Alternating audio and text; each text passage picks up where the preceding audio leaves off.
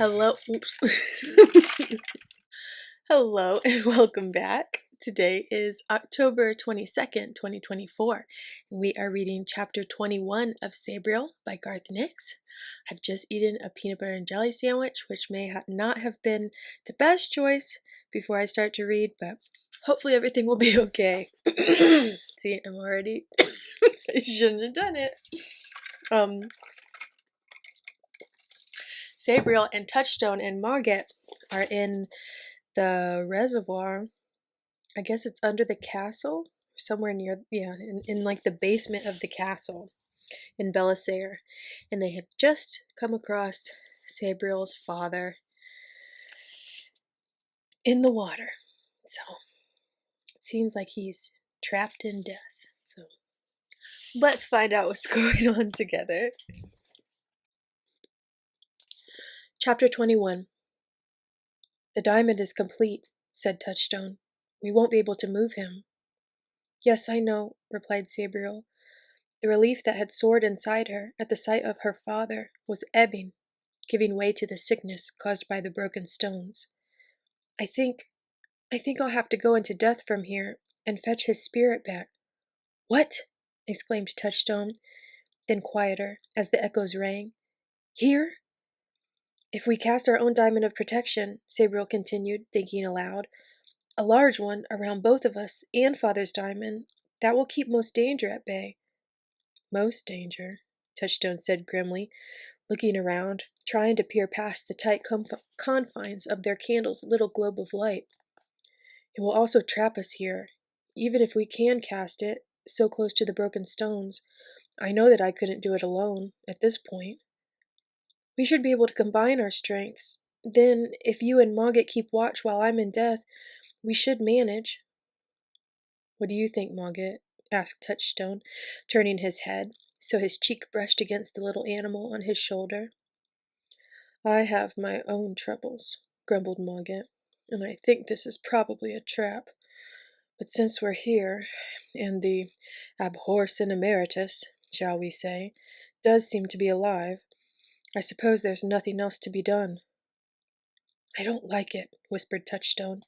Just standing this close to the broken stones took most of his strength. For Sabriel to enter death seemed madness, tempting fate. Who knew what might be lurking in death, close by the easy portal made by the broken stones? For that matter, who knew what was lurking in or around the reservoir? Sabriel didn't answer. She moved closer to her father's diamond of protection, studying the cardinal marks under the water. Touchstone followed reluctantly, forcing his legs to move in short steps, minimizing the splash and ripple of his wake.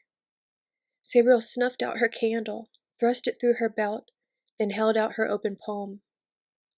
Put your sword away and give me your hand, she said, in a tone that did not invite conversation or argument. Touchstone hesitated. His left hand held only a candle, and he didn't want both his swords scabbarded. Then he complied. Her hand was cold, colder than the water. Instinctively, he gripped a little tighter to give her some of his warmth. Mogget, keep watch, Sabriel instructed. She closed her eyes and began to visualize the east mark, the first of the 4 cardinal wards. Touchstone took a quick look around, then closed his eyes too, drawn in by the force of Sabriel's conjuration. Pain shot through his hand and arm as he added his will to Sabriel's. The mark seemed blurry in his head and impossible to focus. The pins and needles that had already plagued his feet spread up his knees, shooting them through with rheumatic pains. But he blocked off the pain, narrowing his consciousness to just one thing, the creation of a diamond of protection. Finally, the east mark flowed down Sabriel's blade and took root in the reservoir floor. Without opening their eyes, the duo shuffled around to face the south and the next mark. This was harder still, and both of them were sweating and shaking when it finally began its glowing existence. Sabriel's hand was hot and feverish now, and Touchstone's flesh ricocheted violently between sweating heat and shivering cold. A terrible wave of nausea hit him, and he would have been sick, but Sabriel gripped his hand, like a falcon its prey, and lent him strength. He gagged, dry-retched once, then recovered. The west mark was simply a trial of endurance. Sabriel lost concentration for a moment, so Touchstone had to hold the mark alone for a few seconds, the effort making him feel drunk in the most unpleasant way, the world spinning inside his head, totally out of control. Then Sabriel forced herself back, and the west mark flowed under the water. Desperation gave them the north mark. They struggled with it for what seemed like hours, but was only seconds, till it almost squirmed from them, uncast. But at that moment, Sabriel spent all the force of her desire to free her father, and Touchstone pushed with the weight of 200 years of guilt and sorrow. The north mark rolled brightly down the sword, and grew to brilliance, brilliance dulled by the water. Lines of charter fire ran from it to the east mark, from east mark to south mark, to west mark, and back again. The diamond was complete. Immediately, they felt a loosening of the terrible presence of the broken stones. The high-pitched pain in Sabriel's head dimmed. Normal feeling returned to Touchstone's legs and feet. Mogget stirred and stretched, the first significant movement he'd made since taking up position around Touchstone's neck.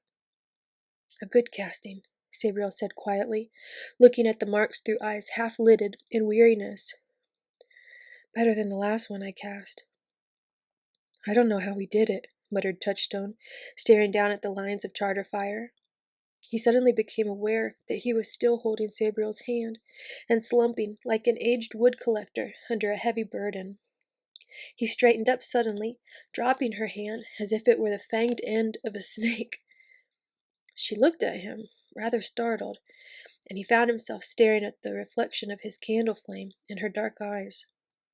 Almost for the first time, he really looked at her. He saw the weariness there, and the incipient lines of care, and the way her mouth looked a little sad around the edges. Her nose was still swollen, and there were yellowing bruises on her cheekbones. She was also beautiful, and Touchstone realized that he had thought of her only in terms of her office as Abhorsen, not as a woman at all. "I'd better get going," said Sabriel, suddenly embarrassed by Touchstone's stare. Her left hand went to the bell bandolier, fingers feeling for the straps that held Sereneth. "Let me help," said Touchstone. He stood close, fumbling with the stiff leather, hands weakened by the effort spent on the diamond of protection, his head bowed over the bells. Sabriel looked down on his hair, and was strangely tempted to kiss the exact center, a tiny part marking the epicenter where his tight brown curls radiated outwards. But she didn't. The strap came undone, and Touchstone stepped back. Sabriel drew Sereneth, carefully stilling the bell. "It probably won't be a long wait for you," she said. "Time moves strangely in death. If I'm not back in 2 hours, then I'll probably be trapped too. So you and Mogget should leave." "I'll be waiting," replied Touchstone firmly. "Who knows what time it is down here anyway?" "And I'll wait, it seems," added Mogget, "unless I want to swim out of here, which I don't. May the charter be with you, Sabriel." "And with you," said Sabriel. She looked around the dark expanse of the reservoir. She still couldn't sense any of the dead out there, and yet— "We'll need it to be with us," Mogget replied sourly, "one way or another." "I hope not," whispered Sabriel. She checked the pouch at her belt for the small things she'd prepared back at the sign of 3 Lemons, then turned to face the north mark and started to raise her sword, beginning her preparations to enter death.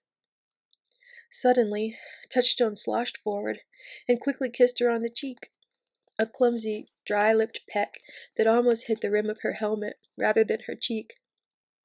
"For luck," Touchstone said nervously. "Sabriel." She smiled and nodded twice, then looked back to the north. Her eyes focused on something not there, and waves of cold air billowed from her motionless form. A second later, ice crystals began to crack out of her hair, and frost ran in lines down the sword and bell. Touchstone watched close by till it grew too cold. Then he retreated to the far southern vertus of the diamond. Drawing one sword, he turned outwards, holding his candle high, and started to wade around inside the lines of charter fire, as if he were patrolling the battlements of a castle. Mogget watched too, from his shoulder, his green eyes lit with their own internal luminescence.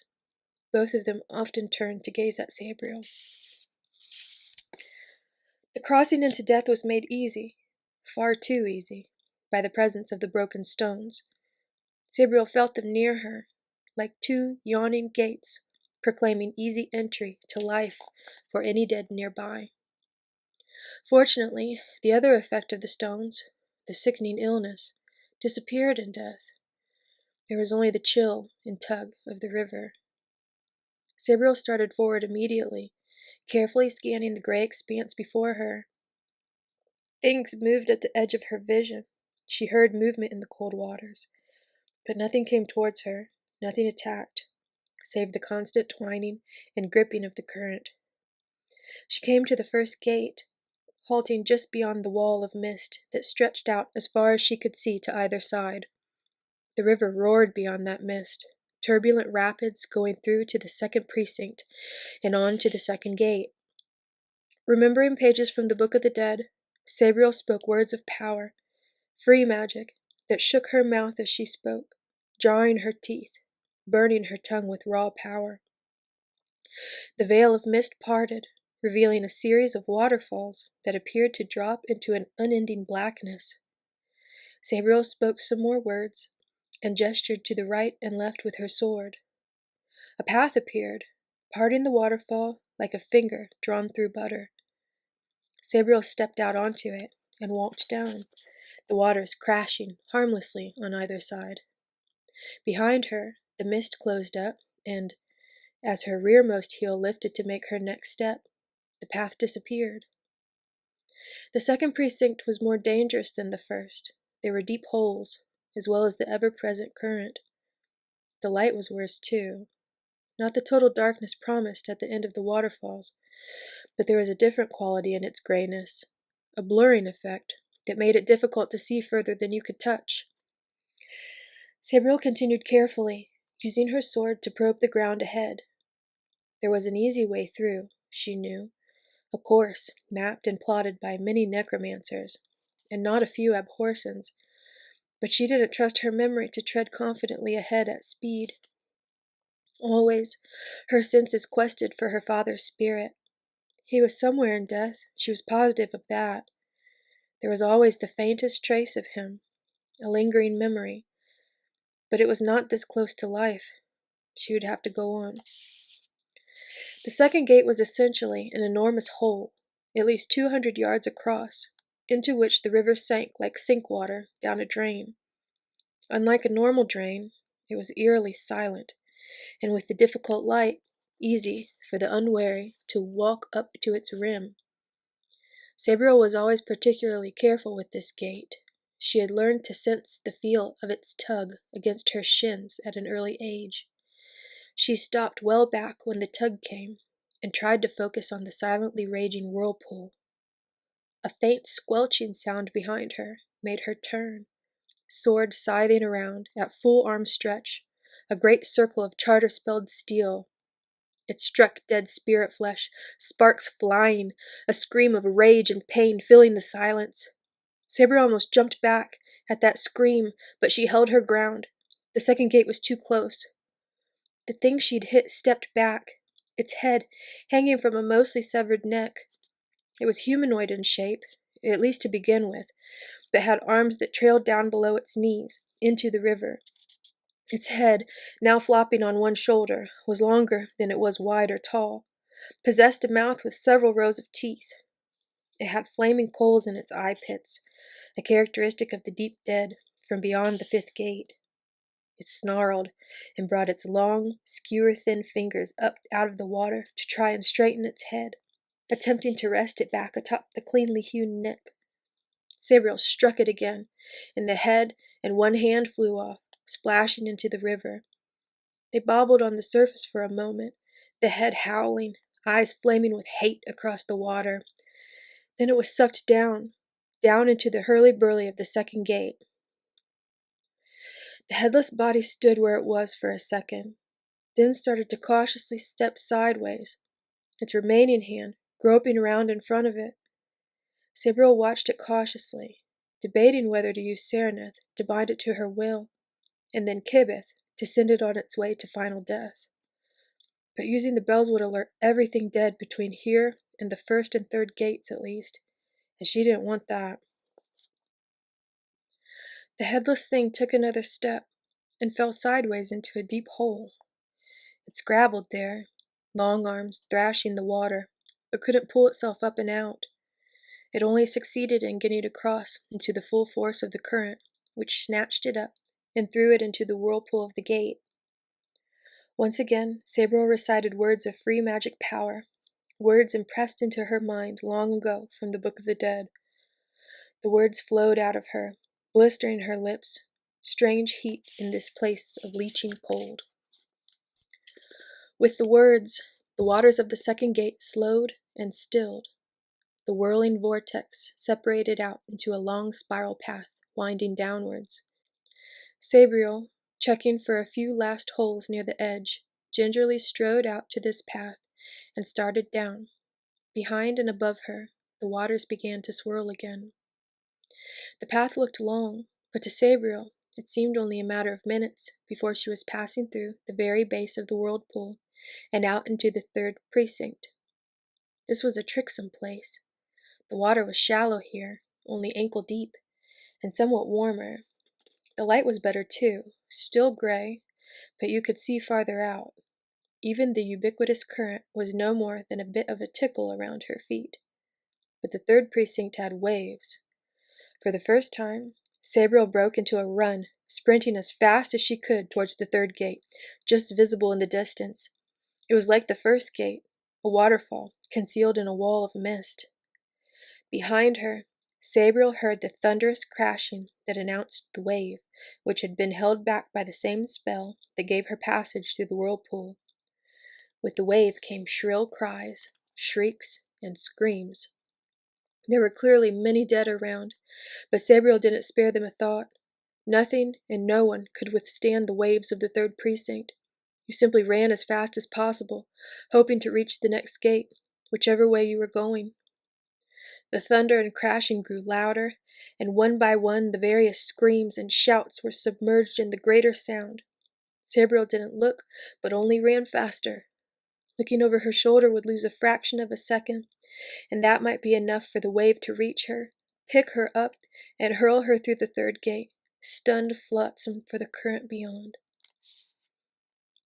Touchstone stared out past the southern Virtus, listening. He'd heard something, he was sure. Something besides the constant dripping. Something louder, something slow, attempting to be surreptitious. He knew Mogget had heard it too, from the sudden tensing of cat paws on his shoulder. "Can you see anything?" he whispered, peering out into the darkness. The clouds were still blocking the light from the sun shafts, though he thought the intervals of sunlight were growing longer. But in any case, they were too far away from the edge to benefit from a sudden return of sun. "Yes," whispered Mogget. "The dead. Many of them, filling out of the main southern stair. They're lining up each side of the door, along the reservoir walls." Touchstone looked at Sabriel, now covered in frost, like a wintering statue. He felt like shaking her shoulder, screaming for help. "What kind of dead are they?" he asked. He didn't know much about the dead, except that shadow hands were the worst of the normal variety, and mordicants, like the one that had followed Sabriel, were the worst of them all. Except for what Rogier had become, Caragor, the dead adept. "Hands," muttered Mogget. "All hands, and pretty putrescent ones too. They're falling apart just walking." Touchstone stared again, trying by sheer force of will to see, but there was nothing save darkness. He could hear them, though, wading, squelching through the still water. Too still for his liking. Suddenly he wondered if the reservoir had a drain hole and a plug. Then he dismissed it as a foolish notion. Any such plug or drain cover would have long since rusted shut. "What are they doing?" he whispered anxiously, fingering his sword, tilting the blade this way and that. His left hand seemed to hold the candle steady, but the little flame flickered, clear evidence of the tiny shakes that ran down his arm. "Just lining up along the walls in ranks," Mogget whispered back. "Strange, almost like an honor guard." "Try to preserve us," Touchstone croaked, with a weight in his throat of absolute dread and terrible foreboding. "Rogier, Caragor, he must be here, and he's coming." That's the end of chapter 21. I feel like that was kind of short. Maybe it wasn't. Oh no, it was good. I really enjoyed reading the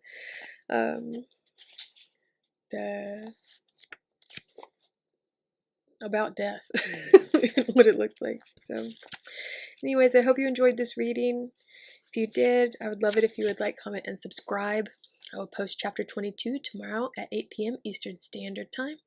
And until then, take care, be well, have a great night, and as always, may your magic manifest.